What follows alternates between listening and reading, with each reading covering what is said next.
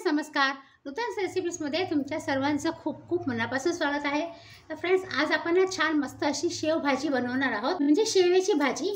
तर शेव भाजी बनवण्यासाठी ना मी काय केलं आहे, कढईमध्ये हे 2 चमचे मी तेल घेतलेलं आहे.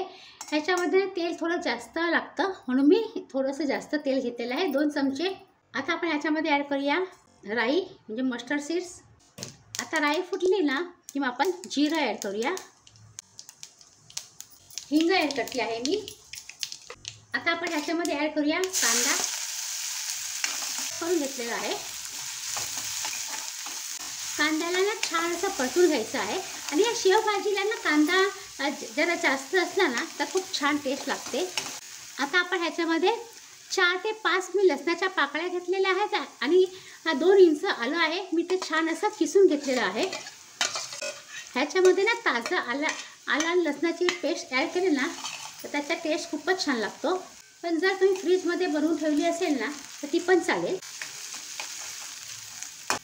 आणि ह्याच्यामध्ये ना हिरवी लसूण जी लसणीची पात असते ना ती पण ॲड करू शकता, त्याची पण टेस्ट खूप छान लागते. ह्याच्यामध्ये आपण थोडेसे कढीपत्ते ॲड करूया.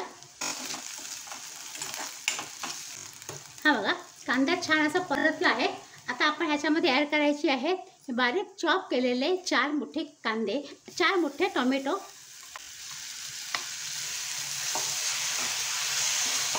आता टोमॅटो आपण ॲड केले आहेत ना म्हणून आपण ॲड करायचं आहे मीठ. आता झाकण ठेवूया आणि टोमॅटो छान असे आपल्याला शिजवू द्यायचे आहे. म्हणजे टोमॅटो छान असे मेल्ट होऊन त्याची ग्रेव्ही व्हायला पाहिजे. 2 मिनिटं आपण झाकून ठेवूया आणि छान टोमॅटोला वाफ देऊया. आता आपण झाकण उघडून बघूया. आता 1.5 मिनिट झाले आहे. आपण झाकण उघडून बघूया. आता ना ह्याच्यामध्ये आपण कसुरी मेथी ॲड करूया. तुमच्याकडे असेल तर तुम्ही ॲड करू शकता, नसेल तर स्किप करा, पण छान टेस्ट लागतो कसुरी मेथी ॲड केल्यावर.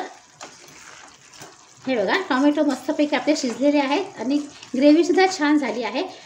तुम्हाला जर ह्याच्यापेक्षा आणखीन ग्रेव्ही हवी असेल ना तर थोडंसं तुम्ही अर्धा ते 1 कप गरम पाणी ह्याच्यामध्ये ॲड करा, म्हणजे छान अशी ग्रेव्ही येईल.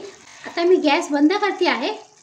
जेव्हा पण तुम्ही जेवायला बसाल ना तेव्हा तुम्ही ही शेव ॲड करा. मी ही रतलामी शेव घेतलेली आहे. तुमच्याकडे दुसरी कोणती शेव असेल ना साधी शेव वगैरे ती पण तुम्ही ॲड करू शकता. पण आता ॲड केली ना तर सगळं पाणी ॲब्झॉर्ब करेल आणि एकदम सॉगी होणार, नरम होतील. म्हणून काय करायचं, जेव्हा पण तुम्ही जेवायला बसाल तेव्हा शेव ॲड करायची, थोडंसं गरम करायचं आणि मग वाढायचं. आता मी गॅस बंद केलेला आहे. आता आपण थोडा वेळ झाकून ठेवूया.